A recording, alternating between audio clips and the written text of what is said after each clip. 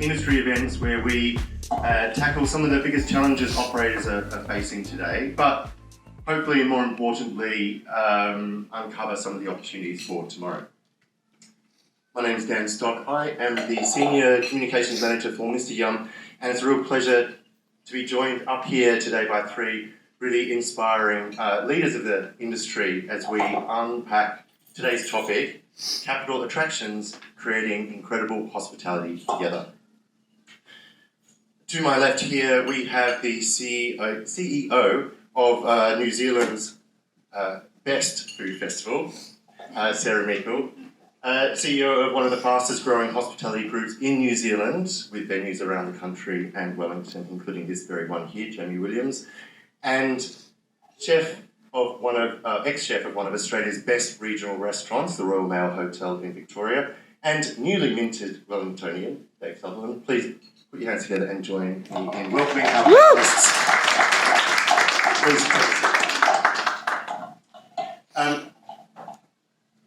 Sarah, for most of your career, you've been charged with putting Wellington on the world stage. How do you sum up Wellington's unique hospitality industry? And if you could sum it up in a short sentence, what would that be? What puts Wellington apart from other cities in New Zealand?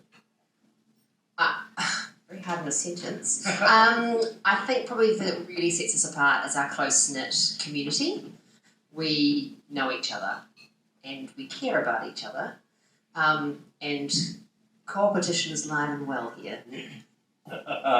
We will get into that because the community is such a big part of New Zealand in general and Wellington in particular.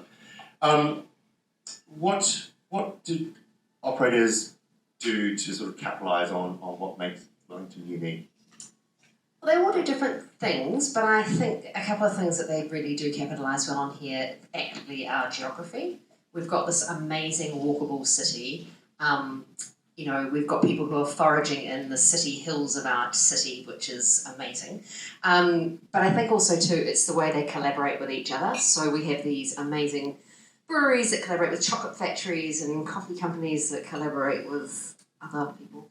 And they do all sorts of things all the time that kind of help to tell the story of the unique people that come from Wellington. And, one of the great things that when we started these Wellington on Plate many moons ago, 15 years ago now, we sort of said it was all about the celebration of the great indoors. We do indoors well here. And we have to because we, apart from having the most amazing summer, we also have amazing winters. So we make the most of those by being inside, and it's, eating and drinking is a great thing to do inside. You mentioned 15 years ago you started Wellington on a Plate. Obviously the festival has grown to such an extent that you're having to split it in two this year, which is a pretty amazing problem to have, if you like. What does Wellington look like as a food city today compared with when you started the festival 15 years ago?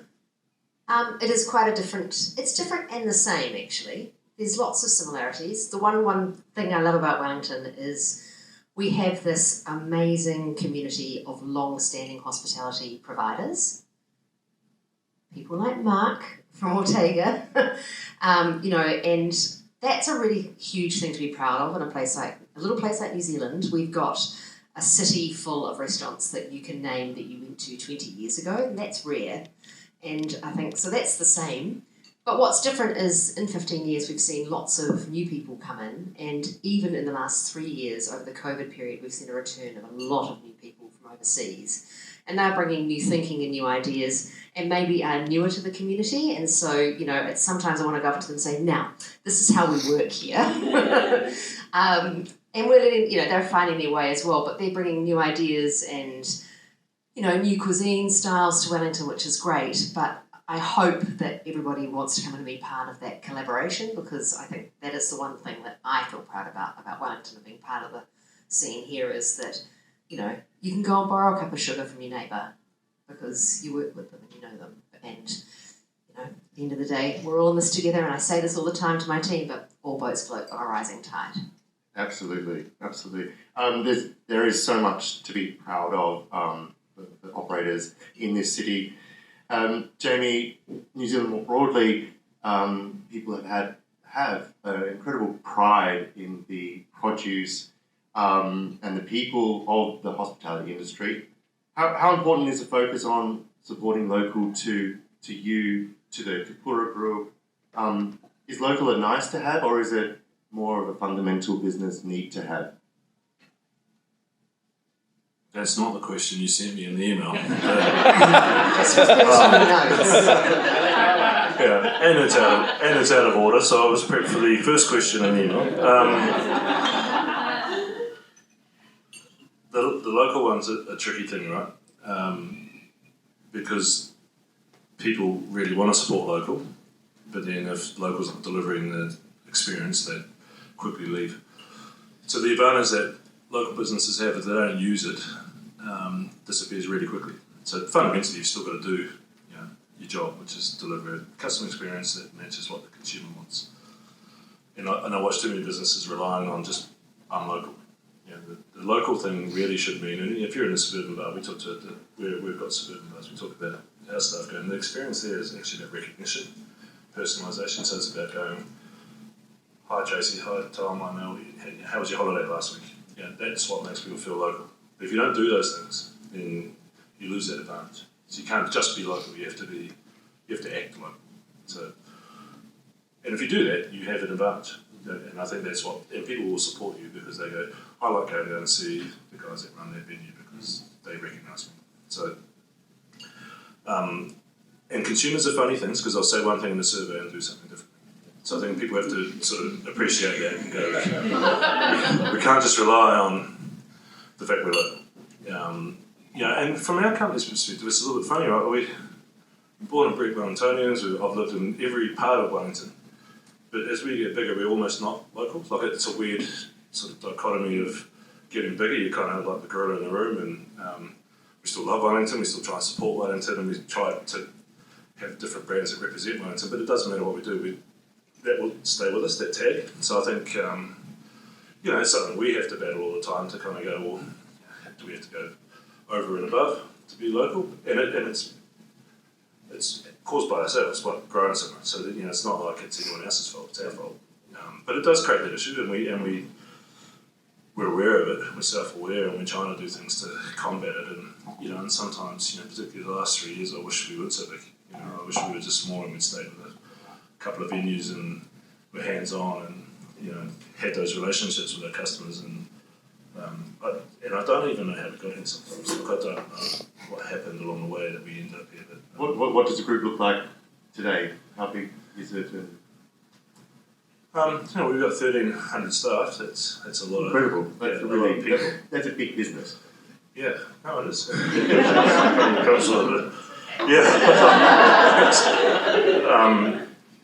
you have a response. The thing that one of the best things about owning a business is that you're playing a really important part in people's lives. Like you're enabling them to buy houses and pay the rent and go on holidays and things like that. Like that's the kind of stuff we love talking about. And if we can get better, we create opportunities for them to earn more and have more career advancement. Even if it's outside of our group, there's always a point where we're going, you're locked. You should go somewhere else and do something else. So, but it creates heaps of pressure.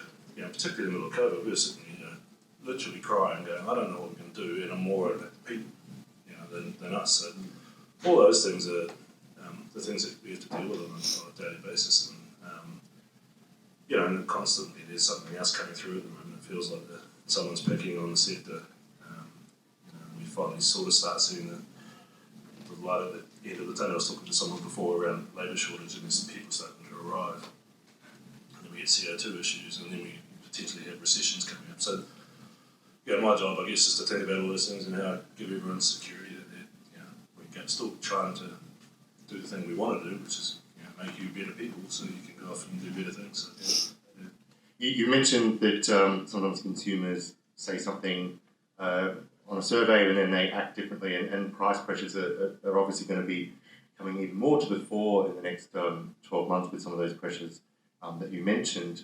But supporting local produce and producers and using that on your menus, that is a part of supporting local people. But obviously there comes a price pressure in order to be able to do that? Is there a disconnect with what people say they want to do and what they're willing to pay?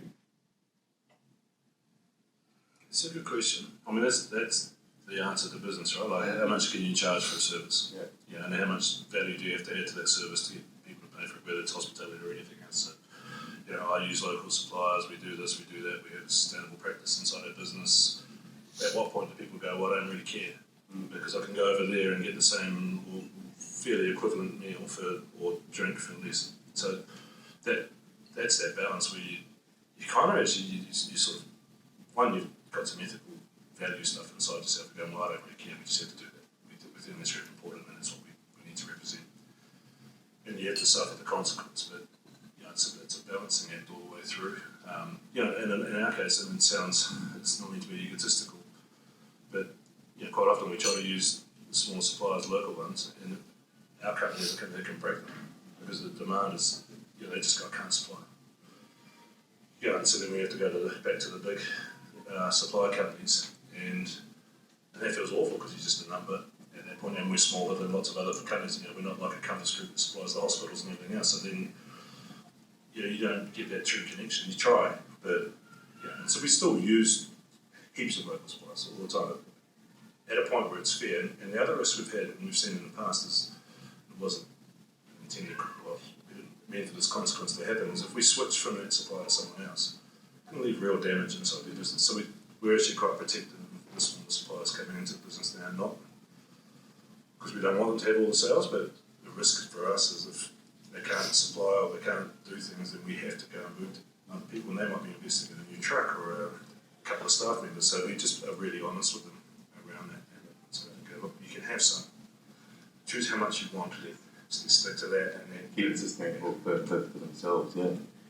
Dave, it sounds like a bit of a dream as a chef to have access to Australia's largest kitchen garden.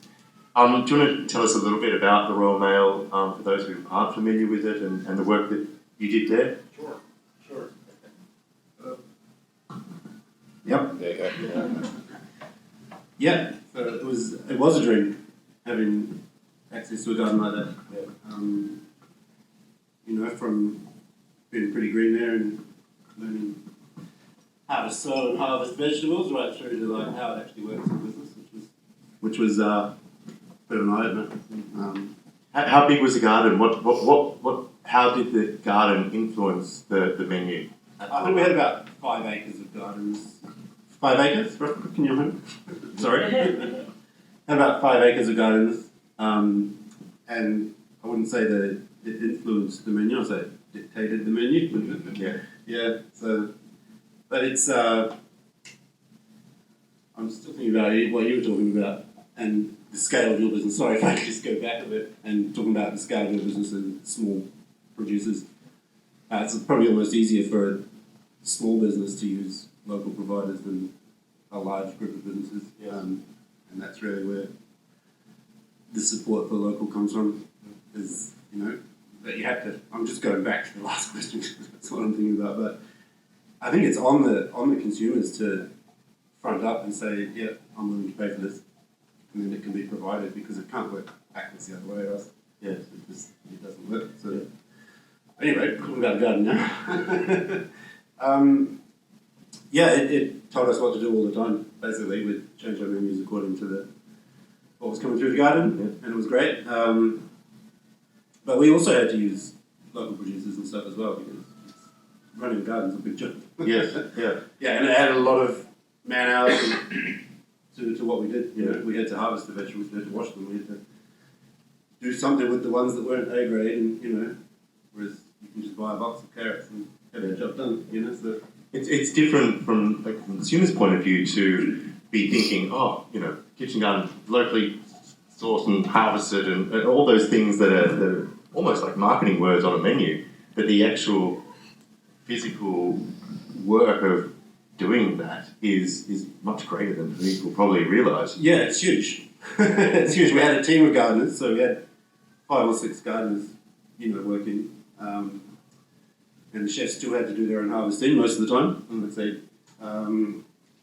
But it goes on from that. Like, we've got to process the veg, and then the accounts team have to work out you quantify that?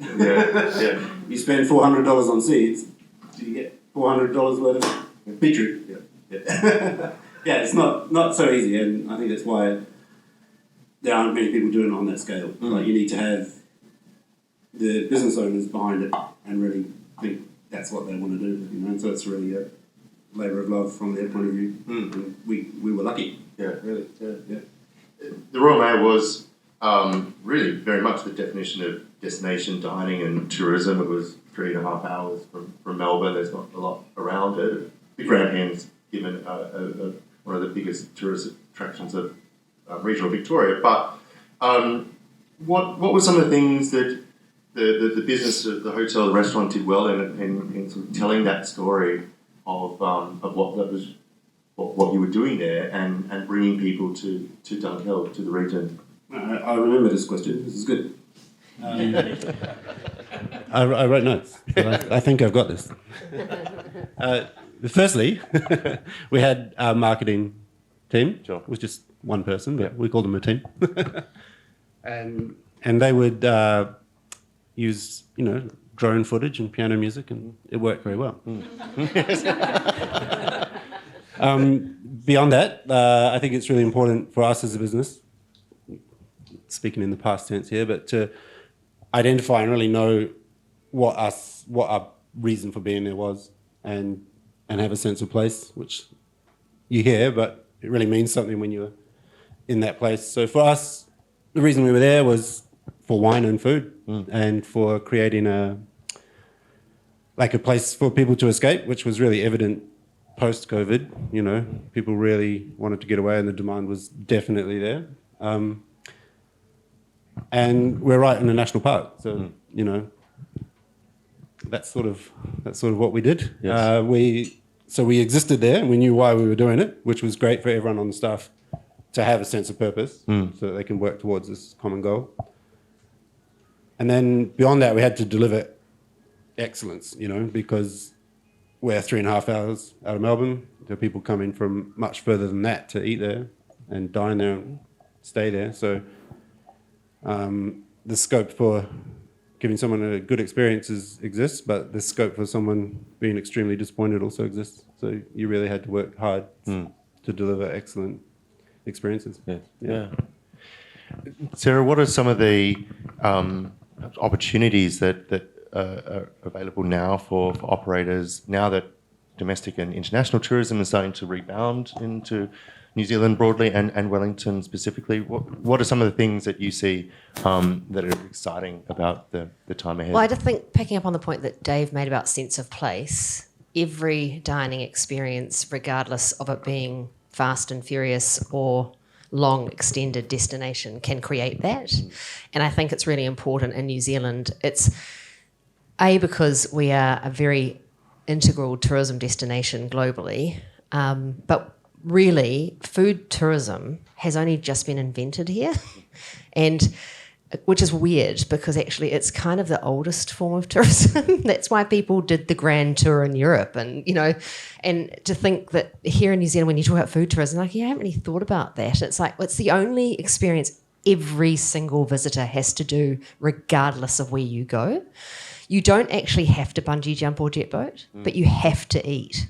So it's kind of thinking about actually how we pitch to international visitors, but not just international. Every single one of us is domestic visitors, particularly over the last 3 years. If you talk to any region around New Zealand, which I've been very fortunate, I've done a lot of work around New Zealand over the last 3 years, food tourism has just skyrocketed. People are going to places just to eat the food, whether it be the cheese roll in Invercargill or an amazing winery lunch on Waiheke. That's what's motivating them. And I think, we as Kiwis are becoming a lot more critical of our own food experiences.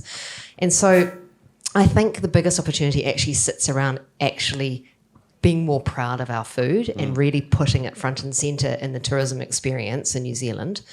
And and that's, it can be a pub meal. It doesn't matter if it's something, as I said, fast and furious, because every meal should be an experience. And I think that's really important as we move forward. And I also think obviously here in New Zealand we do have our own unique experiences that we can tell through food, and it's been really exciting to see the evolution really of Maori dining experiences here in New Zealand, whether it be at the top end, we're very fortunate to have hiakai here in Wellington, or just simply the use of more Indigenous ingredients in our food, because it's really interesting that you walk down the supermarket aisle and you can buy dried basil and parsley, but you can't buy dried piko and kawa. There's no recipe in the Women's Weekly that features those ingredients. So as Kiwis, we don't actually know how to use those ingredients. It's ridiculous because most of them are growing in our garden. So I think, we're to me, that feels like the biggest opportunity is embracing and owning that food culture that we have here and being really proud of it because, my God, I don't know if, it just reminds you when you travel overseas, we're so lucky. Food tastes amazing here. It really does. Can concur. Yeah, tomatoes taste like they should in this country. So let's really celebrate that. And that's why I think every experience should be great. Where's it getting driven? Is that like an operator thing? Is there an educative piece on the consumer that needs to be done? How do we It does feel like a mountain, that? almost impossible to climb. But yes, it probably has to come from a lot of places. I won't get started on a lot of the kind of debate that goes on amongst a lot of people around, we don't have a huge focus at a government level on food in New Zealand. So, we export food and we're a great supermarket for the world, but we don't actually have a kind of a combined strategy. That aside, I think each and every one of us who are involved can be part of creating that story. And look, there are plenty of restaurants doing amazing jobs, and it's all about working together and telling those stories. Because, as we are opening up to the world, and it's been amazing here in Wellington just in the last few weeks, as you see, whether you love them or hate them, thousands and thousands of cruise ship passengers walking the streets of Wellington. When they're not at their buffets back at the ship, they are wanting coffees and beers and, and muffins and cheese scones. Well, it should be the best bloody cheese scone they've ever had, and they want to go home raving about the place. And I think, so I think it is up to the individual, and you can invest emotionally as much or as little as you want. But I think we can all do a great job in our own ecosystem. It doesn't have to be a fine dining restaurant to deliver a great dining experience. You can be a takeaway joint and still give people the best bloody sausage roll I've ever had. Yeah. Here. Love a sausage roll. So. Same. Or custard square. That the experiential aspect to the Royal Mail was pretty prevalent, Dave, in terms of offering guests a tour of the garden or the pretty incredible cellar it had. What are some of the things, if people were wanting to add that sort of aspect to their own offering of trying to get people a bit closer to the food, wine that there drinking? What were some of the things that they did well in terms of those tours? We did lots of things well. One thing we were quite aware of is that not everyone wants to do that stuff. So there are some people coming just to get away, and they've got no interest whatsoever in engaging in that side of it. And then on the other side, there are people that are fully engaged. So you have to sort of play to both, give them the option, you can. So we were quite aware of that and allowed people the space to sort of create their own experience out there. Cellar tours, yeah. So you could spend an hour in the cellar with a sommelier, like tasting wines and talking about regions and stuff. And there's a massive wine cellar, so it kind of blows my mind. And same in the garden. Yeah. You would either be with one of the chefs or one of the gardeners, taking you through there and talking about produce and showing you where it all comes from and just giving you the full backstory, which you don't always get. But we wouldn't let people get away that easy. So we'd always try and bring the garden into the restaurant, in small ways, so that people know, even if they're completely unaware, they know why we're here, It goes back, identifying our passion and sharing it with people, without pushing it down their throats, yes. But allowing them to sort of take a step further and engage in it. Yeah. If that makes sense. Absolutely, that's a great approach. Jamie, you've got hundreds of staff and countless venues. There's energy costs are a pretty big line item on your group P&L, and it's only going to get bigger as the time goes on. So these issues of sustainability, of doing things smarter, better, will be so much of a part of the future of the industry. What are some of the things you're doing as a group now that might sort of future-proof you for 5-10 years hence? Well, I mean, to be honest, I don't think the sector's dealt with sustainability very well at all. So, and I think the reason for that is that the business owners have always struggled to see the connection about doing things better and what it might lead to in terms of, extra revenue or sustainability of revenue over time. But I think that's changing because there's demand from staff that you're trying harder, and there's demand from consumers. So I think that's coming to a point where we're going to have to do something about it as a sector. I mean, in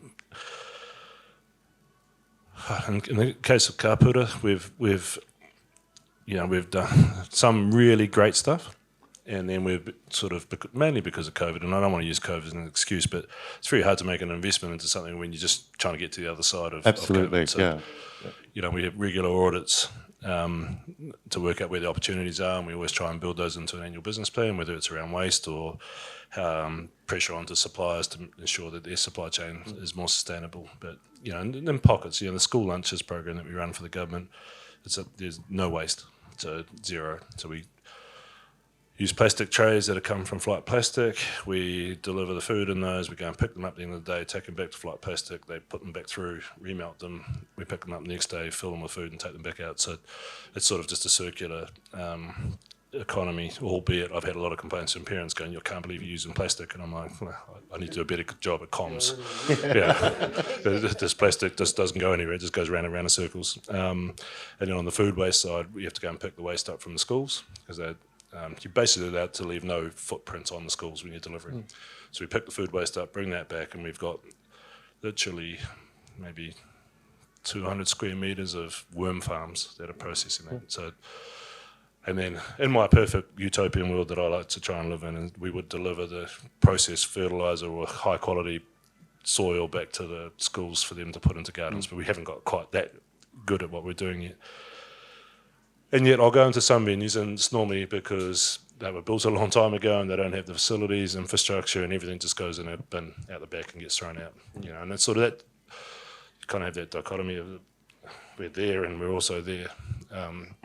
But the commitment's there, and I think over a 5 to 10 year period, if you're not playing in this space properly, then you will suffer. And I think it's getting to a point now where most operators can feel the pressure from their younger workforce in particular and from their customers around doing it. The trick is not to greenwash and to be legitimate about it, I think, and there's some things we could do as a company that give us more points, but they're actually not helping. If you're going to help the environment and do things more sustainably, you have to do them.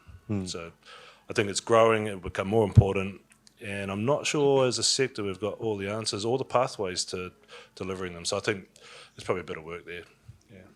Is that driven from a business perspective, or is it consumer-led, or is it growing? Is it interest and demand from consumers growing? Yeah, no, absolutely it is. I mean, the trick is not to go and put something on your menu and put a bold statement that you can't back up. Yeah, And I know a lot of people who do that or are just greenwashing, and that goes back to some of our suppliers. So when we turn around to our supply chain and go, we don't want that plastic packaging to come into our business anymore. Some of them are going, well, we do X, Y, and Z, so you don't have to worry about that. But you kind of, when you dig into that and go, actually, you're buying carbon credits to offset, so your zero carbon footprint's not coming from legitimate actions that reduce your overall footprint. So, I think the demand from consumers will keep growing. Yeah. But the problem is, at the moment, someone who might open something that's fully sustainable and sort of A class, over time that will become the benchmark for normal. And so then it's about going, okay, well, at some point we'll all get to a normal state where we're all having to do those things and separate waste into 4 or 5 different bins and ensure we're doing the right things, plus all the other things you have to do. So at that point, I'm not sure, again, from a consumer perspective, whether being A class in that new world will count for much. I'm not sure. Because I think consumers, again, it comes back to that point, they'll say one thing in a survey and behave a different way. So I think over 5 to 10 years, everyone will have to change. Yeah. And it will. And our waste collectors will change, and our power suppliers will change, and our food suppliers will have to change around what they send products to you, and, in terms of reducing packaging. So I think it will happen. It's already started happening, and it will continue to happen. So. All of which, though, to get off the ground is pretty labour intensive, to change those systems and processes. And of course, everyone's struggling to fill the jobs that they have. How are you dealing with that as a group? How are you attracting and retaining staff in order to be able to operate throughout the group? I mean, retaining staff. So if you break it backwards and go, what does someone want from a job, right? And if you're an employee, you're going to work for somebody. One, you want to get paid, so you get paid. That pay has to be fairish around what you think is fair for your service. But ultimately, the thing people want is, I want to come to work and be better than I was when I started, and I want to have more skills that I can take to either through your company or to another employer. So, things we've done, we've invested in technology around learning and development, 2 extra resources, one really amazing lady who is just an L&D specialist and is teaching us all the time about how people learn, including opening our eyes up to how we learn and going, oh, no shit, that's how I learn. I'm a doer. I need to do something and then apply it before I learn. I can't read a book, can't sit in a course for a week. And she'll go, well, there's 3 kind of categories, all that sort of stuff. So our thing is that we've got to get better at adding value to the employee relationship. The pay stuff's pretty, we put the living wage in last year, but we think also over time that probably loses its shine. Even the minimum wage is getting so close to it now. We're only less than $1 away now. And it wasn't done to get an advantage. It was just done to stop the bleeding and in a tight market give us a chance of attracting people. And it's the right thing. So should I back out of that? The main driver was our staff are screaming at us that they're not earning enough money to pay the rent and to live. So we had a choice to put that in. But we always thought that if that's a sugar rush, and the proper thing is we need to show people there's a pathway for them and develop them and give them opportunities to grow as people. And the great thing about hospitality, and I keep saying this to all of the people that join our company, is if you can learn to build relationships and understand people, it doesn't matter where you go in life, that skill set that you will learn by dealing with lots of different people in a restaurant or a bar environment will hold you true whether you turn out to be a lawyer, a graphic designer, a stay-at-home mum or dad, whatever it is. You'll learn the skill set around dealing with people, and that's valuable and undervalued in society. And all the employers I hear talking about, around government or businesses at the moment are going, God, I just need something. I could find lots of people with the skill set, but they cannot manage people. They cannot relate to people. And I'm going, that's what we can teach you as a sector, and we don't sell that enough. It's a really good skill set to grab. I think that's such a good point that the industry, globally, I think hospitality doesn't do a very good job of selling how good a job or a career it is. Sarah, what could we do to enhance the perception of hospitality as a long-term career and opening it up to people? Because I think there is so much that is positive about a career in hospitality. It actually starts at school. And I don't think a single one of us at school got told by a careers advisor that a career in hospitality would be a good idea.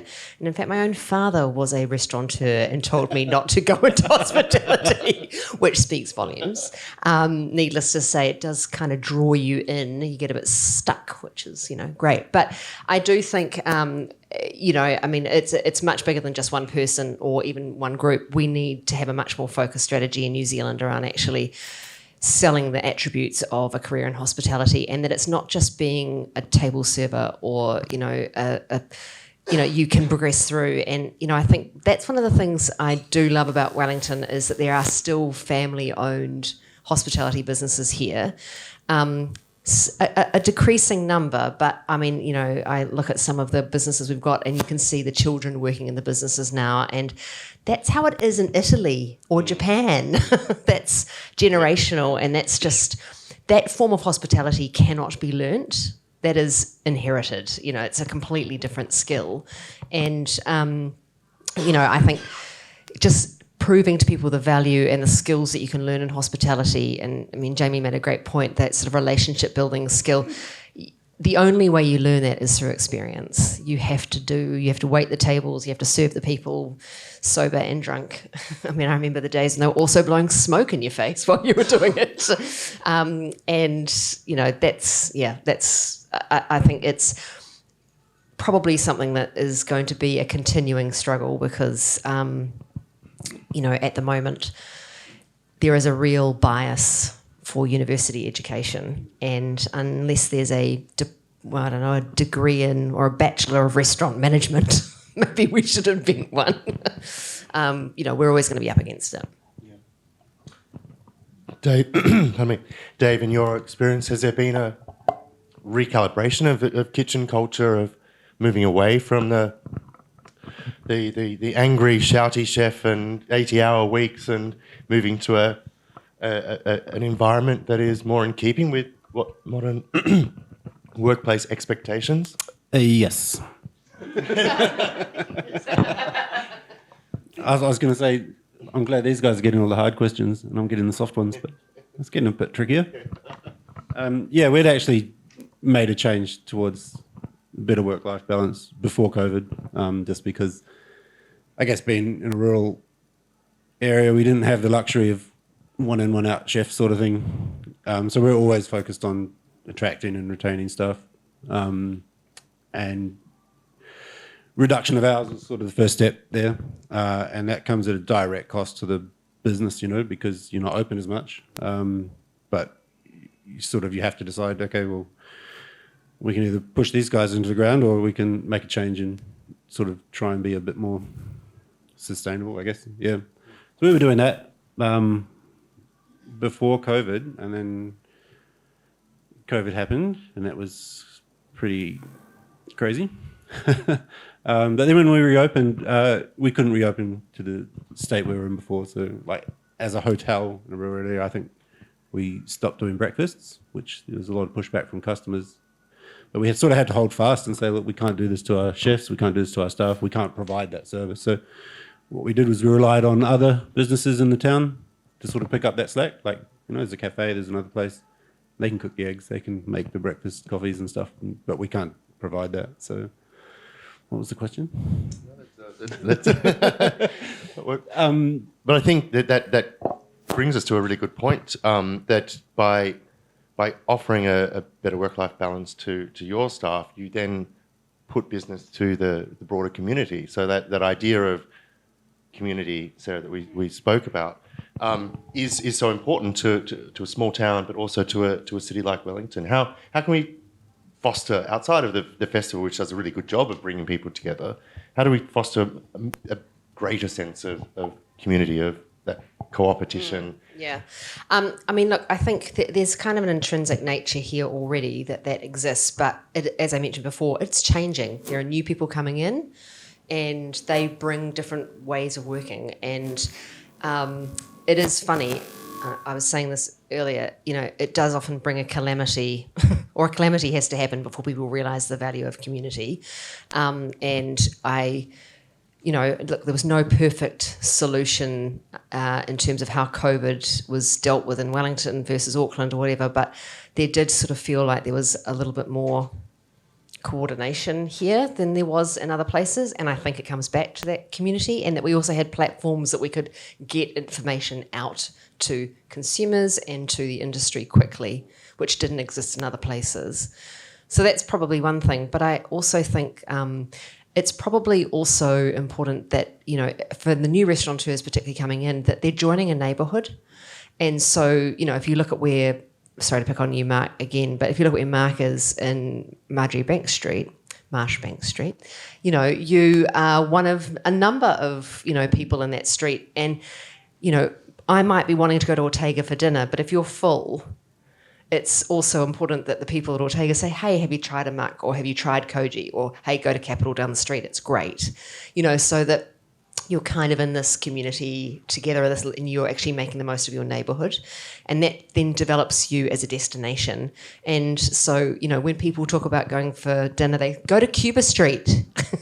you know, and you go to that place. And from a visitor point of view, that's really important that they kind of learn the neighbourhoods of a place. And, you know, and I think that's probably how competition works well. You know, when you see that kind of, you kind of recommend the neighbour because you're full. Yeah, so yeah. And they're great. yeah, and they're great. Yeah.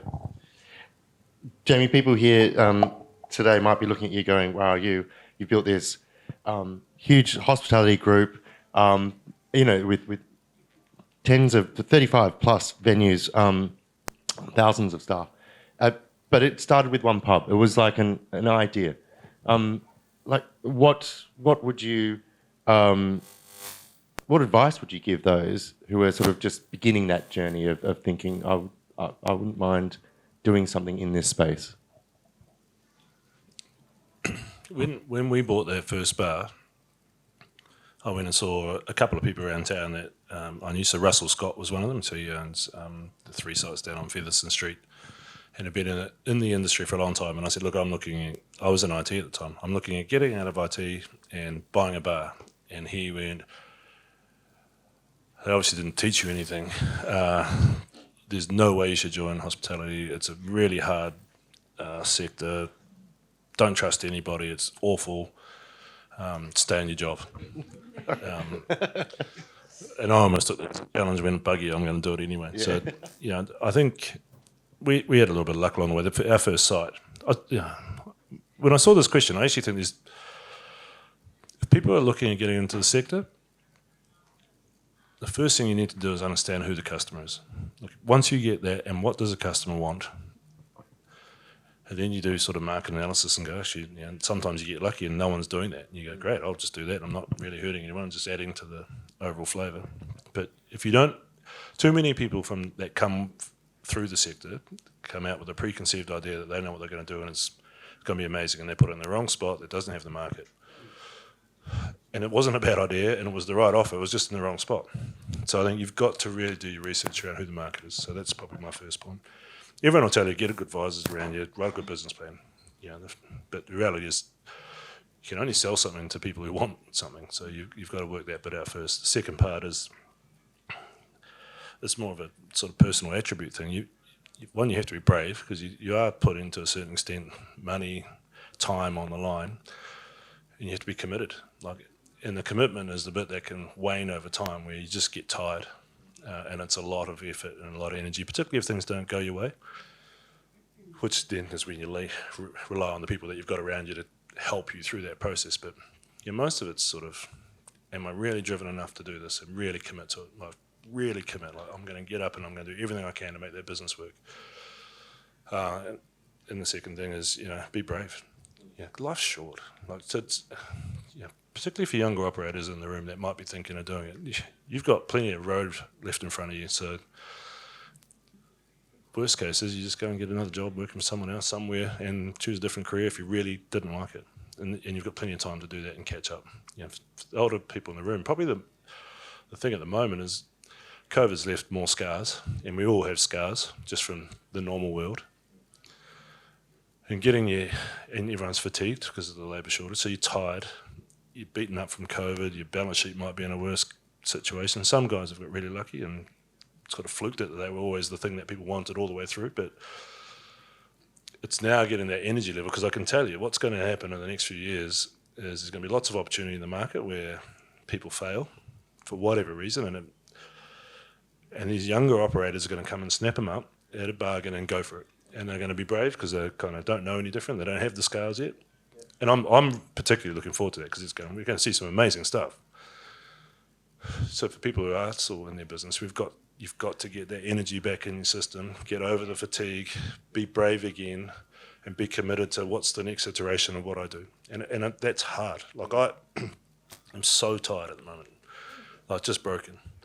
And you know, my wife has been worried about me for 6 months. You know, you just go home, you're knackered, you go, what's wrong now? I'm like, oh, we've got no people, we've got no this, we've got no that. And the gas is gone. You know, it's just never ending. So whilst I'm giving this advice, I'm not necessarily 100% there myself. I'm trying to find the energy at the moment to get going again. Because the thing that seems to have dropped off in talking to a few operators lately, it used to be so much fun. So much fun. And it just doesn't feel like it's as much fun anymore. And I know last week for Ed Sheeran, those weekends or those nights used to be amazing and everyone would get excited and everyone was scared about just getting through. So it's just sort of pivoted away from, great, it's going to be a massive night and we're all going to have fun and we're going to look after our customers, and to, oh my goodness, I can't believe it's going to be that busy. So it's just it's a real shame. So It sounds like that commitment with the challenges that may or may not be on the horizon in the next 12, 24 months, but that the exhaustion that is overtaking the industry is going to be hard to manage over this time. What are some of the is that the greatest challenge that you see over the next year ahead, Jamie? Yeah. I think it's hard to write a plan. And so if you're tired and then you're not certain about the future path, then that can sort of amplify the worries that you're already carrying. And sometimes it's not warranted to carry those concerns through. But you can't help it because you've been stung. Yeah. So I think, we will have some ongoing wage pressure in terms of actual labour available. There'll be some inflation, and it feels like it might be coming off, but you don't want to kind of say that anymore. So you want to see it come through. And there's potentially some, consumer spending issues where they might not go out as often. So you kind of sit there, and to be honest, if you look at those in isolation, that's a better set of problems than we've had in the last 2.5 years. But the compounding effect of the fatigue and the uncertainty that you've already been through, and the lack of the leakage out of our sector of really good people into other sectors is, means when you're hiring in now, quite often it's someone who's never worked in a hospital before. So I think, so all of that creates this mental block for people to go, it's really hard to get excited again, to go again. Which is, maybe we do need some of these younger, newer, fresher people to the market to come in and get us excited. It helps. When you see something great, I love it. I love going and seeing a new hospital. Oh, that's so cool. Oh my goodness. Thank goodness someone's doing something. It's amazing. Sarah, from your perspective, what are some of the opportunities then of the time coming? I mean, Wellington's still got a really healthy hospitality scene that people are coming from abroad and seeing and thinking, this is an amazing city. This is punching well above its weight on the stage. What are some of those things that are exciting about? Yeah, it's actually interesting you say that. Yesterday, a colleague and I had lunch with a journalist here from the States who just was blown away by Wellington. Just said this city is just so amazing for its size and what it offers. And I think sometimes, kind of to Jamie's point, we're all so tired and exhausted that we kind of don't notice that anymore. Like you just feel like, oh my God, I can't do another day. But I still, I've said it 10 times already today, the biggest opportunity is working together, because the easiest thing to do when it's hard is to sort of draw into yourself and take on all the responsibility. And actually, this is the very moment we should all be holding hands and working together. And, at the risk of kind of sounding like I'm plugging my own festival, as hard as it seems to put an application in to be part of a festival, those things are the things that are the bright spots on the consumer's horizon. And we need to make, it seem fun again. And it is really hard work. And I hear exactly what Jamie's saying about the industry. They are scared and daunted and frightened by the thought of it, because it's been just tidal wave after tidal wave. But we have to get our mojo back somehow. And, it is going to take a bit of a coalition of the willing to make it happen. And, look, I have no doubt that actually it will come back. And, I think here in New Zealand, we're probably... I was reflecting on this actually a few weeks ago that, when we started the festival, which was at the end of the GFC, we didn't really have social media like we have now. Facebook was invented, but that was about it. And the prevalence of online media wasn't there. But now, when you read the media, it's so doom and gloom. Every article is just like the world is ending. And that wasn't there, and I think that has really contributed to people's kind of point of view and perspective on the world. And, and even though myself, I don't even read the news anymore. I just don't want to know what inflation's doing. I know it's going up. Bananas are expensive, So, and I just think, so in that respect, I think, sometimes we're all waiting for something to happen. actually we're the ones who are going to have to make this happen and turn the corner. So, yeah, I think that to me feels it's know your neighbour, work with your neighbours, hold hands, do stuff together. And, we are going to get through, and Jamie is going to have to take a break. Yes, yeah. One of our key takeaways from today. We need to send you to Fiji. Dave, you've just recently moved to Wellington, and as Sarah was saying, that sometimes that fresh perspective of knowing how good things are that can be lost. I'm keen to get your perspectives of your eating around town over the past month or few weeks that you've been in town.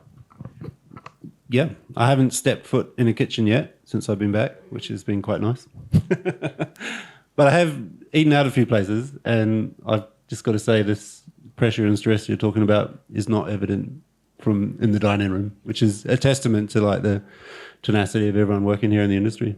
I know how hard it is inside the kitchen, and it's just great that you can still go out and have these amazing experiences while people are doing it tough on the other side, I've seen some really cool things. I've been out of the country for a long time, but I've been back and forth, and it's really interesting. I think when I left New Zealand almost 20 years ago, it was Asian fusion and Pacific Rim, and that's all it was. But what I've noticed here in Wellington especially is it's grown sort of like an identity of cuisine, like really what you could actually almost call New Zealand cuisine, which is amazing. It's really cool to see, really heartening. Yeah, so that's what I've seen. That's what I've noticed. But also, like, you guys made a lot of interesting points, and I've been trying to take notes in my mind, but they've all gone. So, but I think it is really, like, fortunately or unfortunately, it falls on operators to sort of lead us through and navigate the area because, historically, I mean, like hospitality venues and stuff, they've taught people how to dine and how to eat, and they've laid out the framework for like what is it to dine out and eat and enjoy, and how does it work, So it really is up for us guys, to take that step forward and go, this is what's happening, And educating the consumer, whether that's from a price point or whether expectations, that does. Yeah, what you were saying, Jamie, about consumers are so one thing in the survey and then another thing. They do the same when the bill comes, So it's a really hard one. Like I think in Australia, I saw the prices go up, quite a lot, significantly, and maybe haven't seen that here. So watch out. But I think that it's the next thing that has to happen to make businesses viable is for people have to pay for the service and the experience, and people have to get right with that because there's no way that you can operate in the space without charging what the business is worth and what it costs to operate. I mean, there's always been tight margins in hospitality, and that's just the reality. So, The consumers have to come and open their wallets and talk the talk. Yeah. We are almost out of time, but Sarah, you said before you're not here to plug your festival, but yes, you are. For everyone here in the room, but also people will be catching up on today's panel right around the globe. So tell us, like, what's exciting you about this year's festival? Not only the fact that there's two of them. Yes, there's two of them. That didn't seem so exciting last week as we were trying to get things to bed, but the program goes to print today for May, which is really exciting. And with lots of learnings when you've divided the festival into two. I think a lot of people get surprised. They say, oh, is it a full-time job? And more than one person does it, because actually there's a lot of corralling that happens. But no, like I'm really, really excited. I suppose for us the most exciting thing is that we're going to operate, well, touch wood, without limitations. So you can have events of any size. We can bring in talent from overseas. We can have people sitting together in one room without being socially distanced and all those things, and kind of feel like we're back to normal, which is fantastic. The program itself for May, which is going to be focused on festival events, dine and cocktails, so in restaurant or in venue dining program. We've got, according to my notes here, about 100 festival events and pop-ups. We've got 70 dine and about 70 cocktails, which is fantastic. There's some really innovative stuff. I mean, I always just love seeing, you kind of think there could possibly never be another new idea, and yet there is always a new idea, which is great. I don't know how much I'm actually allowed to say about actual events. So I'm kind of being tight-lipped on the details, but yeah, I mean, we've got. I think the one other great thing being May, it's comedy festival and music month. So you'll see crossover events that actually cross into the different genres, and for us, there's a real focus too on. Programming things food and so you'll see food and art, food and comedy, food and technology, food and other things, so that we really get that diversity. And I think the other really exciting thing is we're bringing back our chef collaboration series, so you'll see some international chefs back here in Wellington, which is awesome. And as exciting and glamorous as that seems, the biggest benefit I think of that program is bringing international talent into our kitchens and giving people free training for a week. So, if we can do more of that in the future, we would love to. And we're also introducing a couple of new platforms that we've created. One which I will plug, which is called Eat Your Words, which is going to be New Zealand's first food and food content Readers and Writers Festival for a full day, where we've got lots of authors and digital content creators and people who kind of, are out there telling people what they should eat. So that'll be a really, really fun day. So there's lots going on. And then, of course, people will not be disappointed. Burger is back with a vengeance in August. So we just needed a break as well, because burger's exhausting. For everybody.